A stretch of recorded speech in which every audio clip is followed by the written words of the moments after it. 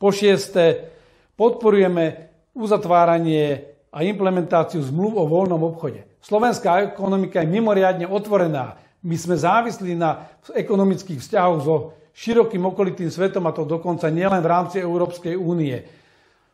Preto ako relatívne malá, ale mimoriadne otvorená ekonomika potrebujeme aj väčší ochranný dážnik a potrebujeme preto spoločné dohody na úrovni Európskej únie.